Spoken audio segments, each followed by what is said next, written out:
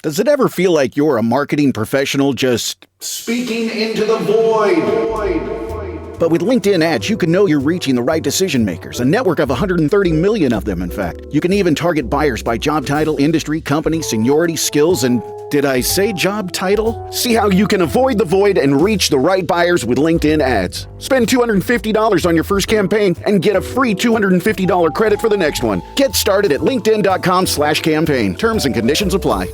It's football season, and you can now get almost anything you need for game day delivered with Uber Eats. What do we mean by almost? Well, you can't get a running back delivered, but you can get baby back ribs delivered. A strong defense? No. A strong deodorant? Yes. A six-pack of abs? Nope. Six-pack of beer? Yes. Get almost anything for game day delivered with Uber Eats, official on-demand food delivery partner of the NFL. Order now. Alcohol 21 plus and in select cities. Product availability varies by region. See app for details. New Year, same extra value meals at McDonald's. So now get 2 snack wraps, plus fries, and a medium soft drink for just $8. For limited time only. Prices and participation may vary. Prices may be higher in Hawaii, Alaska, and California, and for delivery.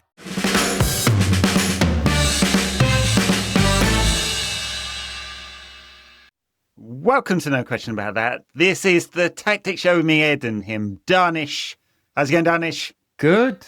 We're back. We're back after some rancid technical issues last week. It's just, I'm so tired of it. I'm a journalist, but all I've done the whole week is like deal with technical issues. My phone doesn't work. My laptop doesn't work. I bought a new one today. I dealt with some guy at Curry's for an hour trying to sell me a MacBook. I was like, bro, no, just fucking sell me a laptop. No, MacBooks are that's the correct laptop to have. That's your problem, mate.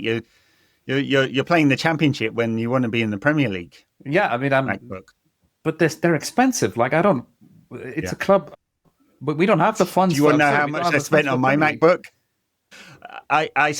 There are probably 200 countries in the world whose average GDP per capita I spent on my MacBook. No, it is for work. You got to tell us now. Really no, I'm not going to do it. It's embarrassing. Okay, tell us at the end of the podcast. Yeah, off air.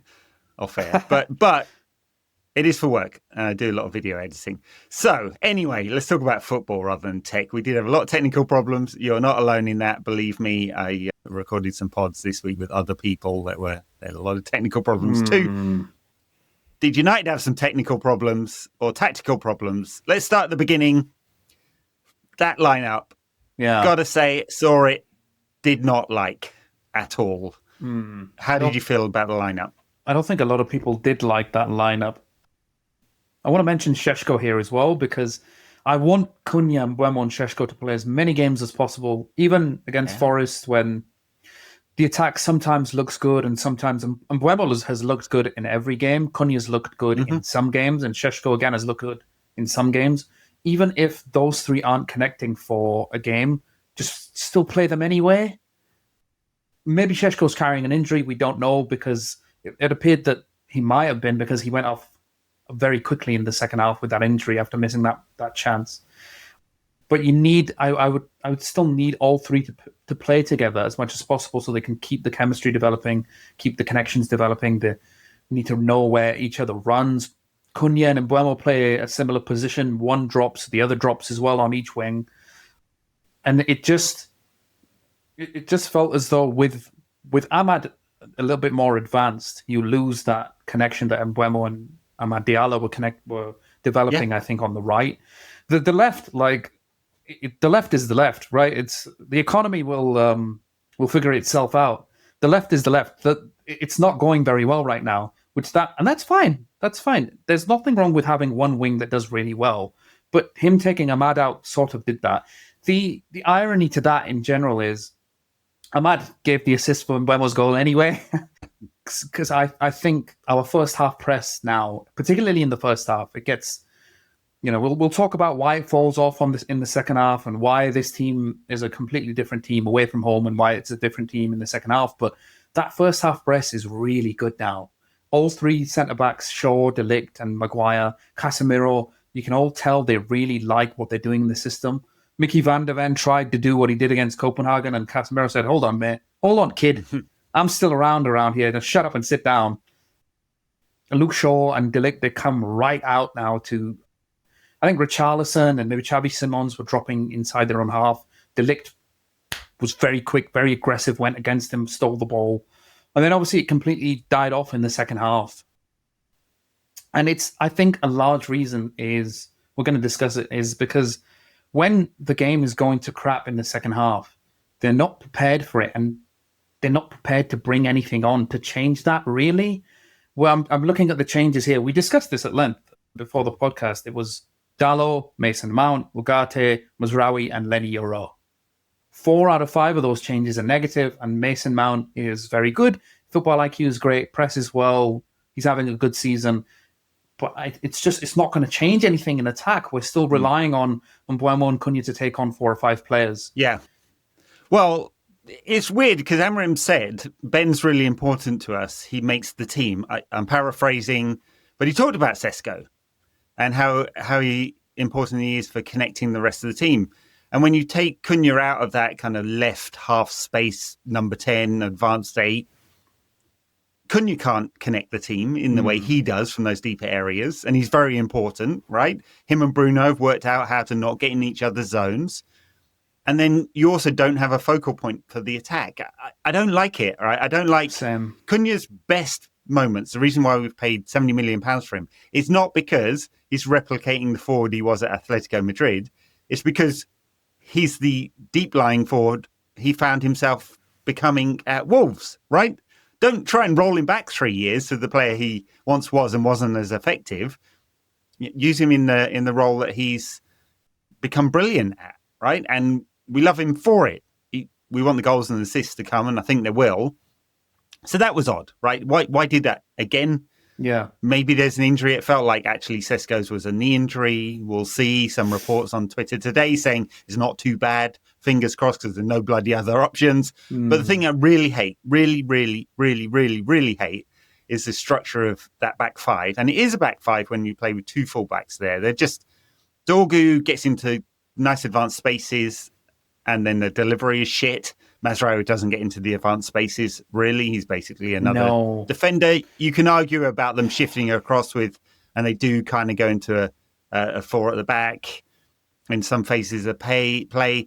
But, you know, in the defensive part of it, Delict's been brilliant this season. Don't like him in the channels. Don't want him there.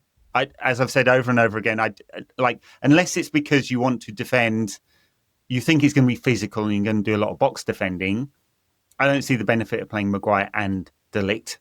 Right? As it turned out, you've got a Spurs side who basically don't create anything either and don't flood players into the box either, right? Yeah. So what was the benefit? I just didn't get it. So like those 2 big ones, Sesko missing up front and basically a flat back 5. As soon as I saw it, you kind of know how United will play. And we got 0.6 something XG out of this game. It's just disappointing on the back of, those 3 victories in a row, and they were all different styles. But then another away game against the Spurs side who aren't really very good. I know they sort of got some good results at the beginning of the season, and they had a good Champions League result midweek against a very poor-looking, I saw quite a bit of that, poor-looking Copenhagen side. This is the team, as we talked about on our pod, that never made it to the internet. Like, this is a team that got 0.05 XG against Chelsea and were as shit as it was possible to be. They were dire.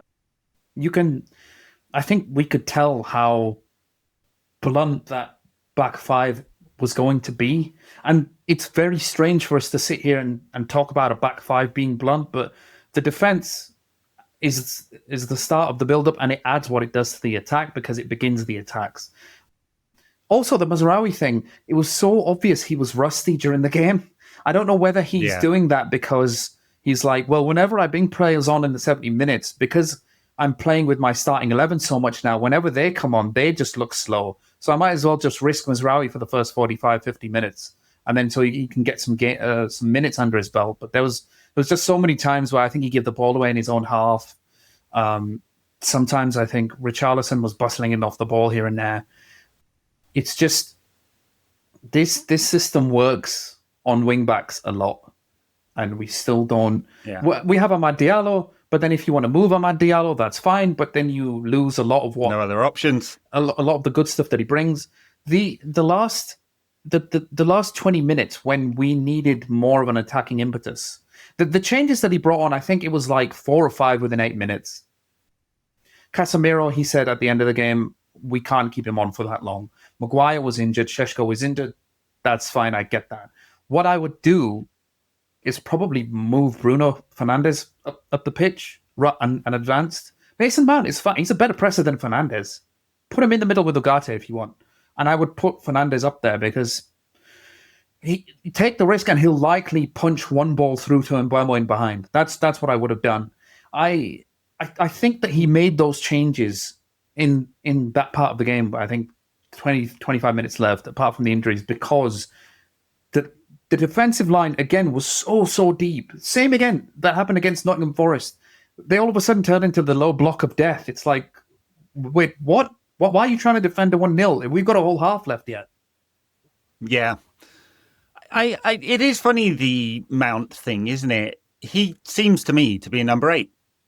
Yeah. He gets about the pitch brilliantly. He's very intelligent. He gets into good positions to get the ball. He would get a lot of the ball there. His passing is pretty incisive, especially over short areas, but he's not particularly creative and doesn't offer much of a goal threat. Just look through his data over 10 seasons now. He's had 1 with double figures, goals and assists. Doesn't create a lot of chances. I'm missing something clearly because no manager has ever tried him there. So clearly no one trusts him in that position, or they just like the fact that he's such a good presser and so aggressive from the front and everyone can follow what he does so much that's where they play him. But anyway, it's kind of one of those, it's the mythical creature, isn't it? Mason Mount and number 8. You kind of think he should be there, but like the Loch Ness Monster, you've never actually seen him. I don't remember him playing there with Tuchel's Chelsea a lot. I remember him and Kante being in midfield a lot and him being fine in deeper areas. So I would just push Fernandes ostensibly up the pitch. Like if you want him slightly more advanced, you can, but you can bring him back as well. But it's becoming a repeat pattern, right? We're almost at the stage of the season where we kind of know what each team is going to do. I love this stage of the season because this is when it hots up, but we're 10, 11 games in now. We know United are really good at home because they press really aggressively. We know that the press in general has improved. They stifle opposition's centre of the pitch. We know away from home they struggle to create a lot. We know away from home they struggle to create in the second halves. We know away from home they're just very bad in the second half. And we've had 2 games in a row now where 2 set-piece goals have rescued the result. Very good, really good that those 2 results have been rescued because last season, they were one of the worst teams in the country by far. And I've seen a lot of hate online and people saying, I'm really pissed off about the last 2 games, but why aren't we creating much? I know it's not going to go from one of the worst teams in the country to, easily figure out how to break down teams in second halves. But at the same time, with what they've bought, you should be creating more than what they did against Forest and Tottenham in the second half. You should be having more than 2 shots on goal in the second half. 0.52 XG, the whole game from open play, United. Bloody hell. Second half, 0.24 XG, right? So, like nothing. You'd have had to play 4 of those second halves to get a goal. And that really is a problem. And that's unsustainable if United want to get to European football. It does have to be better than that. And it was just very, very passive as well. And you can look at in terms of the pressing, I mean, you said good at home, the passes per defensive action, it is shot up a little bit this season, right? Really? So they're, especially away from home, they're dropping into a mid-block quite early rather than being very aggressive from the front. I guess he doesn't want to get the team stretched out, the Ten Hag donuts, and he wants to be more compact. and system-wise, we're not conceding that many system goals, right? You're not looking at it and going, right, they're not in the right position. It's a lot of stupid errors. I mean, Spurs' first goal, there's 6 United players in the box at that point when the cross comes across. Someone's got to do something about that. It was a make a yard turn and shoot. But you invite that pressure when you spend most of the second half on the edge of your own penalty area. There was no out ball as well. I was like, okay, so this is it. We're gonna defend what we have.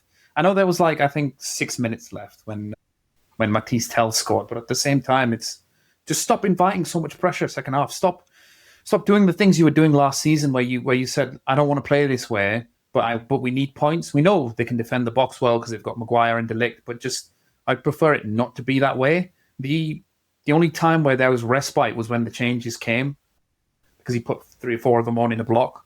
But I think that's the biggest problem right now, is creating from open play away from home.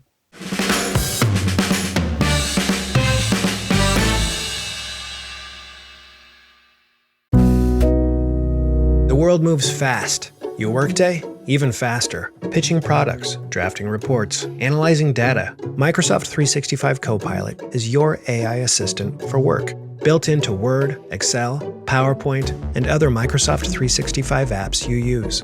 Helping you quickly write, analyze, create, and summarize. So you can cut through clutter and clear a path to your best work. Learn more at Microsoft.com/M365 Copilot. It's the final chapter of the college football playoff. It comes down to this. Miami's unmatched grit and tenacity through the postseason has led them home. The national title now within reach. They are confident. They are battle-tested. Undefeated Indiana, led by Chris Signetti and Heisman winner Fernando Mendoza, have the chance to take home their first title and claim college football immortality. The most remarkable turnaround in the history of college football. The College Football Playoff National Championship presented by AT&T. Monday at 7:30 p.m. Eastern on ESPN and the ESPN app. Why does every recipe I try need 18 ingredients, including a jar of something paste I'll never use again, but will sit in my fridge for 9 months? I just want dinner in the oven, fast. That's why I love Blue Apron's new one-pan assemble and bake meals. They send you fresh ingredients that are already chopped. All you do is put it all together and bake. That's it. No chopping, no weird leftovers, just delicious, easy-to-make meals. Get 20% off your first 2 orders with code APRON20. Terms and conditions apply. Visit blueapron.com/terms for more. Funnily enough, half our games are away from home. So you got to be a real problem in half our games. Yeah, really. I mean, really? it's funny Oh my God. how it works. Yeah, it's amazing. Season. Yeah. I meant on them, funnily enough, let's see if we were doing a little aside on joking about where you play games. It's the playoffs in the MLS, right? It's weird enough having playoffs in a league format. I guess you could say it's a similar kind of format to the Champions League or whatever, right? Playoffs in the MLS. Two-legged games, right? You start your playoffs. You'd think you'd win based on who scores the most goals over those 2 legs. No. It's not how it works. Huh? It's who wins the most games. Oh. It's weird as fuck. It's like a baseball playoff. Yeah. So just an example. This is the weirdest one. Minnesota, whatever they're called, versus Seattle Vikings, I think. Sounders. No, isn't that the American Oh, wait, sorry. Vikings? Sorry, all the Americans out there, my bad. Yeah. Somebody Minnesota, tell us. some things. Timberwolves is the basketball team. Just putting that out there. I don't know. I could look it up, but I can't be bothered. No, me neither. So anyway, first game in Minnesota ends 0-0. So they do a penalty shootout. Minnesota win the penalty shootout. Game 1 to Minnesota. Second game in Seattle win 4-2. Game 2 to Seattle. 4-2 on aggregate, doesn't count. So they play a third game. So it's play a third game, ends 3-3. Minnesota win the penalty shootout, and they go through. Weird as fuck. Anyway, I don't know why I got into that. So I just it's had like to rant NBA, about it. right? Yeah. So it's like or NBA. baseball. It's like, yeah, oh. It's a series. Yeah. I mean, yeah, not pretty aggregate. exciting. It's a war of attrition. I guess. Just weird. Maybe we should do the Premier League that way, to be honest. So the goals for and against don't count. It's just win, game wins, just win and games. you never have a draw. Well, yeah, maybe. Yeah, maybe. Capture the American market. Don't say it too loud. Someone might get that idea. No, all right. Steal ours. Back to Tottenham 2, United 2. I get. Yeah, I didn't like how it was structured. I didn't like the substitutions. They didn't work at all. I don't like how passive United have become in these second halves. Yeah. What I do like is United's ability to get something out of it. I mean, it's and we've got a brilliant ball from Ahmad to Bueno, and they sustain the attack as well, right? So that was the second or third phase of that attack. But I think maybe the third phase, and Cunha's popped up in 2 different places, got it to Bruno, out to Ahmad, and the brilliant cross for Mbumo's header. And that's nice, right? They've actually managed to sustain it. It perhaps only happened once in the game that they did that. And then late goal from the set piece. We are scoring a few goals from set pieces now. and it's second game in a row. We saved something I suspect last season would have lost both those games against Forest and Spurs, right? Yeah, it's not a tactical point, but they're getting cheap goals. 3 goals get you points. Yeah, it's very good. This team has improved from what it was last season, which is I think we still need context to this because what was it? I don't know. 2 months ago, we saw this guy moving his tactics board around for the Grimsby game, and we were like, God, everything's going to shit, and Cole only got a Solskjaer up and all this. So it has improved and it is improving. It's a team that doesn't give up. It's got tenacity. I think they would have lost both of those games last season against Forest and Tottenham. It's just they really struggle. And you're going to struggle when you keep facing waves of attacks. Like even if the players are not that good, right? Forest attackers are all out of form. Spurs top scorer is Mickey van der Ven. Mm-hmm. But if you keep plowing crosses into the box and they keep putting opponents in there, or they keep putting bodies in there, at some point something's going to give. But absolutely love that it's 5 unbeaten. I know people were joking about that online and saying, ha, ha, ha, we should have won the last 2 games. Yeah, but that's just not how it works, is it really? Progress isn't really linear. The Premier League is very difficult to win. Arsenal just got rattled at the Stadium of Light. So all things considered, going into the international break, there's definitely something interesting going on this season and something to hold on to. Oh, yeah. And what you can point to then where the progress can be made. You're right, not linear. There are steps along the way.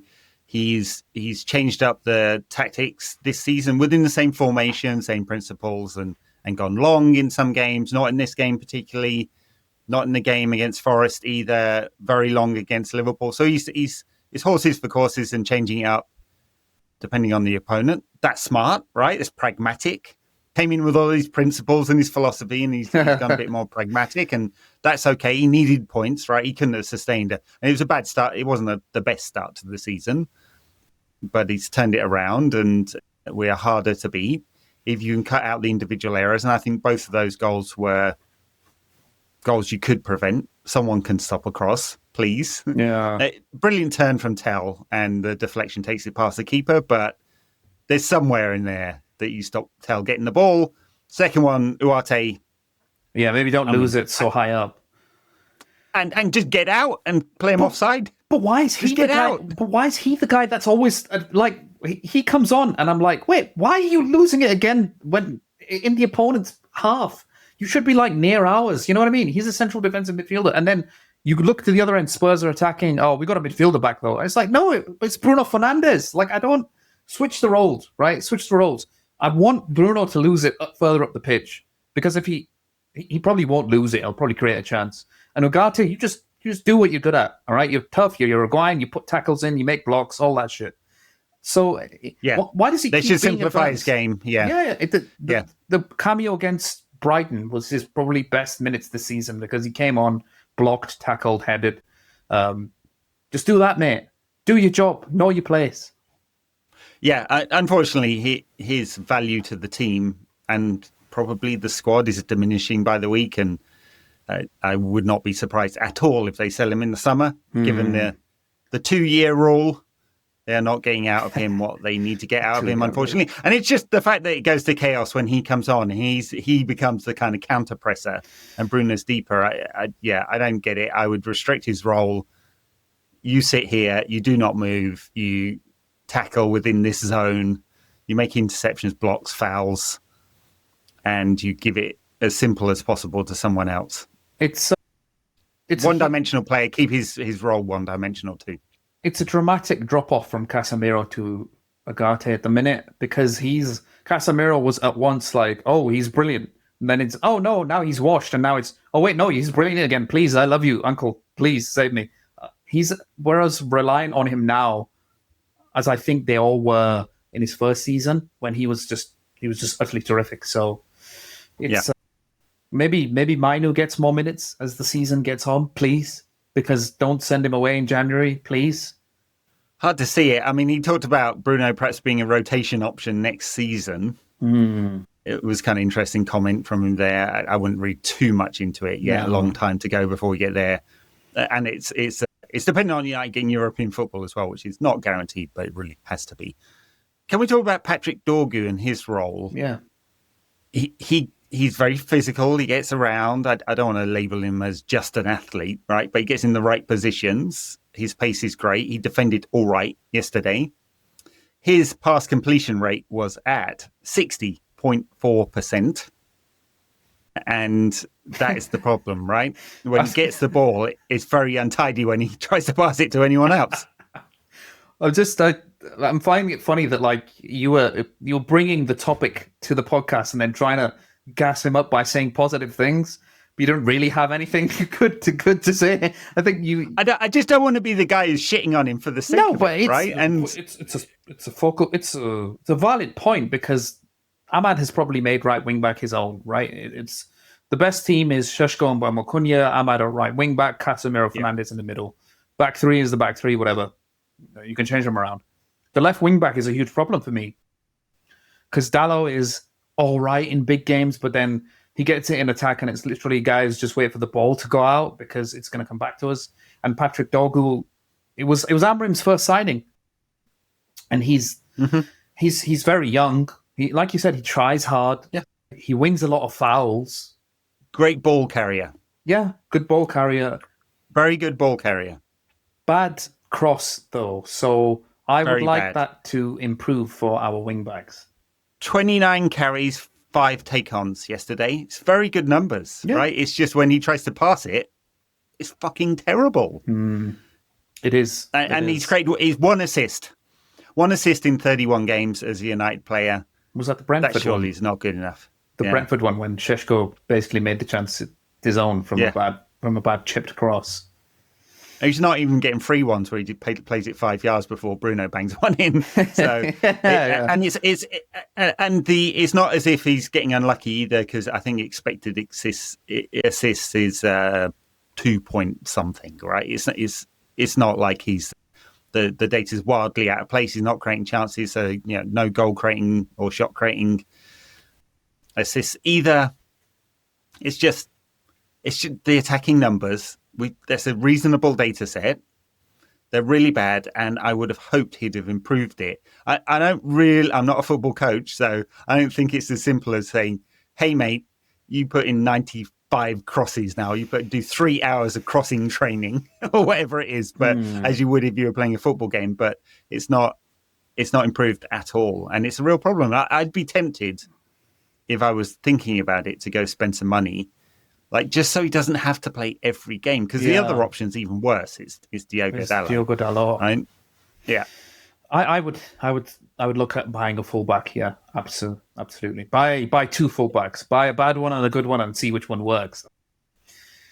Or even an attacking one, right? Yeah, what's the worst thing here, right? Is it having an attacking wing back who is a bit dodgy defensively and you have to cover for? Or is it having an all-rounder like Dorgu, who's, I think, done all right defensively. I can't really point to a lot of mistakes he's made, but offers absolutely... Because we thought it was the other way round, right? When he came, we were like, here's a player who has played all over the pitch for Lecce, including in attacking areas, scores some banging goals. He's going to provide a lot in an attacking sense, and there's nothing. Yeah, you raise a good point. We see I'll get the stats after this probably. I want to see the percentage of attacks that go down Man United's right as opposed to their left. The skew, it probably is skewed to the right at the moment. Yeah, because I don't really see him making that many runs, and that's what this system is about, really. Because I like it, and Mbeumo and Cunha drop deep, drag a defender with them. They receive it, they either turn them and run past 2 or 3 defenders, or they pass it back to the defender, and hey presto, the guy that was following them is well out of position. And then on the right side, that's brilliant because Amad Diallo is going past him. On the left side, I don't really see Dorgu running in behind that much, to be honest. So, I mean, I don't know. You could move Luke Shaw there. Luke Deshaw at the minute cannot do any wrong for some reason. I think he's just, someone's just woke him up and told him. He's in a good rhythm and he's not been injured. Yeah. Well, and someone has told him, hey buddy, you've got an international tournament, by the way. He's like, oh, great. I'm here. Weird thing is Tuchel hasn't picked him at all, but he's going to play a flat back four. Tuchel surely his best option there. I'm sure he gets picked. It's who got in? Adam. What is it? Adam Scott got in. It's not Adam Scott. Alex Scott. Adam Scott's the golfer. My bad. Alex Scott got into the England team. Or the actor. Yeah. Well, he's played Miles Lewis Skelly there, who's obviously a very good player. He's not really played though. But he likes to invert rather than go on the outside. Yeah. So you want options. Otherwise, he won't have a left back. I'm not quite sure if you can win an international tournament with no left back. Would be the. There you go. Yeah, it is a problem for United. And I would look to change it in January. Just give him support. I know we're not playing a lot of games, and physically he's young, and that's not the problem, getting injured, Dorgu, but the over-reliance is quite significant, and it's a problem. Yeah, it feels a little bit like the whole Rasmus Højlund situation. Whereas clearly this player's got something about him, but you're playing for United now and you're leading the line, and that brings a lot of ire. I remember Højlund got treated badly last season. I felt a lot of it was justified. Not a lot of it, but it just felt like he wasn't really doing much. But then entrusting a young player to come that good straight away is like, it's not really what Man United do anymore. You need to be careful. You need to hold their hands and stuff like that. The atmosphere can turn toxic very quickly. Real Madrid do that quite well. The young players come in, they're like, we're the best thing since sliced bread. Get him some help. Yeah, the other one they might think about, I mean, obviously we're thin in central midfield, but I think they'll probably want to save money for the summer to go for a big purchase. But if Sesko is injured, no other options, right? We don't know how bad the knee injury is. Touch wood, it's not too bad, and it's the international break, so we haven't got a game for 2 weeks, and he comes back and he's all right. Right, touch wood. But if it was a serious injury, what are the options? Xerxes or Cunha up there, neither of whom want to play in that position. Again, I'll say it again. Push Fernandes up deeper, higher up the pitch. Don't put him put him left, but let him do what he wants. Cunha does what he wants. Let him do the same. Put Mbeumo up top, Cunha left, Fernandes right, or whichever. Mount and Cass in the middle. How do you feel about Mbeumo playing through the centre if Sesko gets injured? Because he's a threat in behind, and he's a really good finisher. And he's good in the air as well. Not sure I've seen much with his back to goal and sort of bringing players into play like that, but he's an all-round footballer. I don't think it would be a disaster. Player of the season so far, I think. Oh, for sure, yeah. Player of the season so far. It's just, I would be worried that if he is the central striker, I think he's top scorer as well. Yeah. We won't have somebody on. I think the biggest differences in attack this season are Cunha and Mbeumo. And last season it was Garnacho and Rashford, or Garnacho and Højlund, or Garnacho and maybe Bruno on the left and right hand side of either side of the striker. And neither were good at doing the role because neither were dropping deep. And I feel like when Mbeumo, if or when he is the central striker, number one, the relationship that is developing with Ahmad would go. Number two, we won't have somebody who drops deep and who can basically take on 3 or 4 players. So, and this is it now. This is, we're getting into the season fully now. It's not a dress rehearsal anymore. So the squad is going to be tested, and this squad, it doesn't really have a lot of depth at all. No, we're seeing that now with Harry Maguire injury, potential Sesko injury, AFCON coming up. It starts to look quite thin. I forgot about AFCON. Don't forget about AFCON. No, never, never. All right, I guess we'll leave it there for the Tactics show. Not great. And a lot of this was Amorim's setup, I think, and then the changes he made. What we have seen from Amorim, and the thing that makes me feel some hope, is that he is now willing to change things up. Right? He was so dogmatic last season. I'm never going to change. You want to change the system, you change the man. Right? You want I know he said that this season, by the way, but we are seeing changes game to game. They're not always working, but he is trying to find solutions. Yeah. I wasn't actually going to add much to that. I was just going to do the whole Jack Nicholson, you want the truth, you can't handle the truth. But that's, I think you covered it quite well. All right, we'll leave it there. Thanks a lot, everyone. Quick review of United v Spurs. Not awesome, but it could have been a lot worse, and it would have been last season. Thank you, Dharnish. Thank you. Thank you for having me. Thank you, listeners. Catch you next time.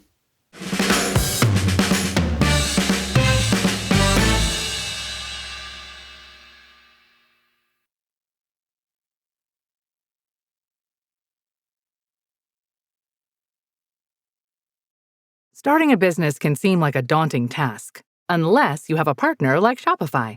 They have the tools you need to start and grow your business. From designing a website to marketing to selling and beyond, Shopify can help with everything you need. There's a reason millions of companies like Mattel, Heinz, and Allbirds continue to trust and use them. With Shopify on your side, turn your big business idea into... Sign up for your $1 per month trial at shopify.com/special offer.